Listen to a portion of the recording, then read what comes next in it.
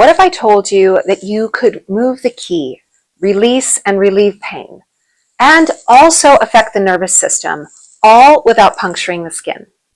In today's video, I'm going to show you how this 2,000-year-old tool can do exactly that. Now, if you're a practitioner that wants to deepen your knowledge about traditional Japanese medicine and get higher efficacy in the clinic, and of course bridge the gap between TCM and traditional Japanese medicine, then I'd love to chat with you. Let's talk about how to bridge your gap and also how to help you attain your goals in this medicine. There's a chat for that in the link below. Hi everyone, I'm Maya Suzuki, and when I was studying in Japan, one of the things that I really started to love and really take into my practice was the utilization of teishin, or what's often called Shonishin tools. Now currently in my acupuncture clinic called Bumblebee Acutherapy, I treat about 50% pediatric clients. And the remaining clients I do treat with needles, but some of them, however, I do use my teishin tools in order to have a more gentle and effective treatment for those really sensitive populations.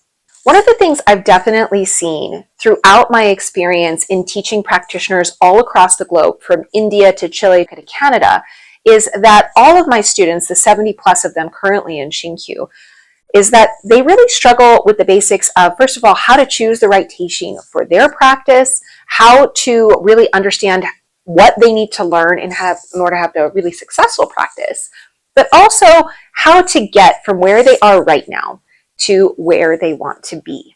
Now, one of the things that I've seen from my students all across the globe, from Chile down to Brazil to Canada, is that they really struggle with the basics of understanding Shonishin or teishin treatment. First of all, which tool is best for them, because there's such a variety of what they can buy and purchase.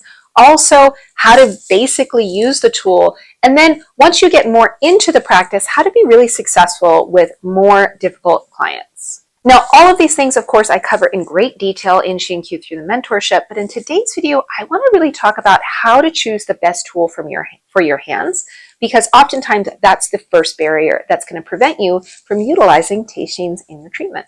All right, so without further ado, let's get into the information. So there are a lot of tools that you can purchase. This is just a few of them that I have here in my teishin toolkit. And one of the things that I really want to emphasize is there's a really wide range of not only price points, but also of different metals and different sizes that you can choose for your practice. So let's really start first with the metals and break down what each of the different metals are used for, and then you can kind of make a good guess about what's best for your practice. Now, if this is something that you're really unsure about and you would like some extra guidance, again, I mentioned that chat. Set up a chat with me. There's a link for it in the description box below. And let's really talk through your practice and what you're looking to do. And I would love to give you advanced guidance on what's best for you. All right, so let's talk about the different metals. Now, I always like to tell my students in Shonishin 1, which is essentially the foundations, that there's a different range of metals, from most tonifying to most dispersing. So let's start with the most tonifying. Now, this tool I have here, which is very, very tiny and hard to see, is actually a 30 gauge gold needle that's had a rounded tip put on it. This one actually has a stainless steel handle just to make it a little bit more price effective, but gold is really going to be your most tonifying metal. Now, the unfortunate thing about gold is it's quite a malleable metal, and it is a really, really good conductor of ki, which can be both a plus and a minus. The plus side of that is if you're unsure about your practice, if you don't have a lot of experience in your belt, or you're not you're at the beginning of your practice and still have some confidence issues, that gold can really conduct the ki extremely well for you, and it can magnify your treatment effects. So it's really, really good sometimes to have a gold tool just so you can have a stronger treatment. Now, on the negative side of that, sometimes gold is too tonifying for people. A lot of times if I use my gold tool with kiddos, they'll tell me it's too warm because they think it's actually moxa. And that's true of adults as well. It's just a really strong, really powerful, quick to effect treatment. And if you're not really picking up on those cues right away, sometimes you run the risk of over-tonifying, over-treating your client. Now, after gold, of course, there's silver. Now, silver tools, this is one of my silver teishin tools. is a very good conductor of ki, but compared to gold, it's going to be at a better price point. Some negatives to silver, of course, is that it's a little bit harder to keep because it does oxidize. So if you'll notice in my teishin tool case, which by the way, I do sell on my website at ShinKyu.com, you'll notice that it has this gray backing, and then on this side it actually has a white backing. It's got some discoloration over time, but this is because this is a level 1 and then a level 2 silver polishing cloth. So even if I'm not, if I'm really busy and I don't have time to polish my tool, simply by putting it in this case, it self-polishes the tool, which is really, really great for someone like myself who's just really busy and quite forgetful. So outside of the silver, your next option really to go down a step in tonification and also to go down a step in price is going to be your stainless steel tools. Now, stainless steel tools, I don't really own any of them. I have them for practice for my students, for when I do workshops, but they're going to be your cheapest price point. They're really durable metal, so you can drop it, bump it into other things, and it's not really going to make a difference to the tool. They cost maybe $10 to $20. Now, the negative of stainless steel, of course, is that it's not a very good conductor of ki, and so it's not a very powerful tool. And when you're initially starting out with treating children or just using teishins on sensitive adults, it really brings down the effect of your treatment, and it's a lot harder to get powerful results. And so when people are just getting into this medicine and they're just curious about it, sometimes I say, hey, get a stainless steel tool because it's a good price point. And if you decide you don't like it, you're out $30 USD. Saying that though, if you're really serious about doing this with your career, I really highly suggest getting something that's not stainless steel because it's just you're gonna use it for decades. Some of my tools I have for over 13 years and they're still in beautiful condition. So it's a really good way to actually save money by purchasing a better product initially. Now, outside of stainless steel tools, of course, we have 2 dispersing metals. One is going to be your copper tool, and the other is going to be iron.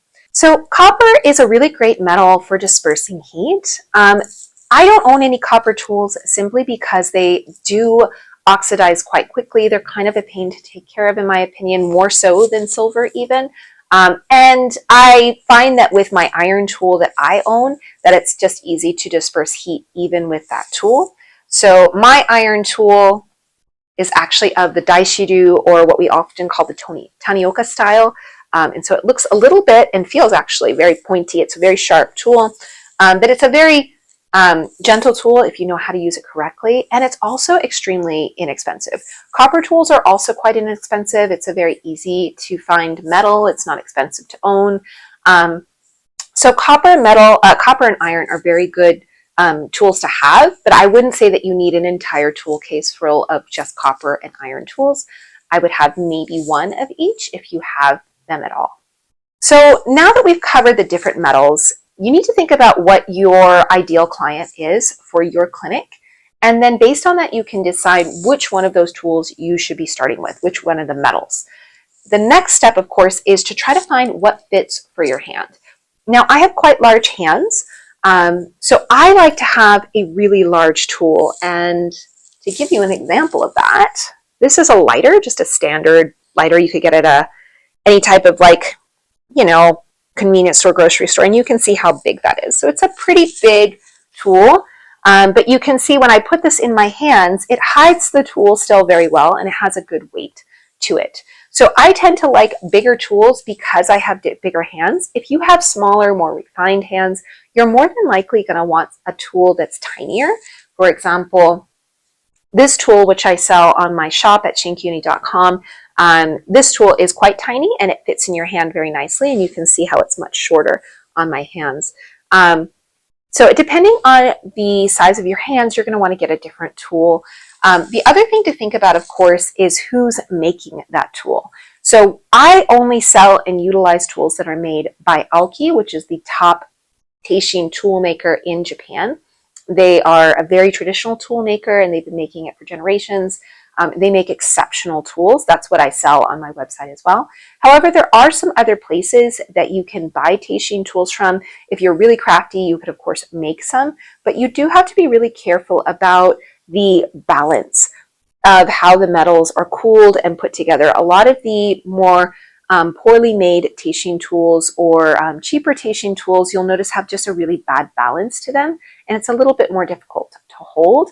And because of that, they're also going to have a little bit less effectiveness. They're not going to be quite as strong when you use them in treatment. So personally, I would rather spend a little bit more upfront and then use that for, decades than to spend less upfront and then end up buying more tools later. But it kind of depends on how your practice is and what your focus is. So before I go any further, I would love to know if you own any teishins right now. Let me know in the comments below. I would love to know who made them, if you love them, if you hate them, all of that. So let me know below. All right, so the last and final thing that you need to know in order to really start with this medicine is how you're going to utilize the medicine. And I really want to stress this point that you need to be able to understand with your hands where to treat and why to treat and when it changes.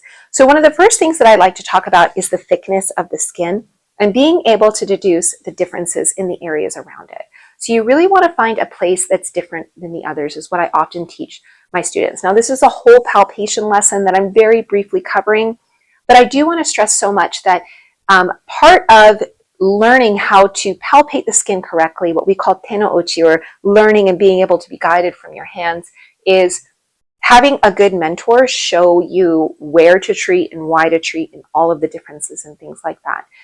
So I really suggest for this last phase, rather than me just tell you what to do, that you go out. I really want to push you to go out and find a mentor that understands how to read the skin, how to palpate, not just the muscle layer, but also the surface, and be able to read for heat, cold deficiency, excess, and of course, jaki. And with that, being able to understand the skin and how the skin speaks to people and how the muscle layers and the bones and all of that speaks to our palpation. Now, I do have a few other videos on utilizing the teishin tools. One of them is one that I released very recently on treating a cold with my daughter. So if you're interested in checking that video out, I would love you to do so. However, if you want to really take this to the next level and really start to learn how to implement teishins in your practice, then I highly suggest setting up a chat with me. Again, there's a link for that in the description box below. I would really love to talk to you about your goals with your practice and how to get you there. Okay, so thanks again for watching. Don't forget to like, subscribe, hit the bell, of course, to be notified of future videos all about traditional Japanese medicine. And if you found benefit in this video, please do share it with another acupuncturist to also influence and benefit their practice and their clients. Now, if you want to check out that video that I did with my daughter treating, utilizing teishins and also moxibustion to treat colds, then you're going to want to check that video out right over here.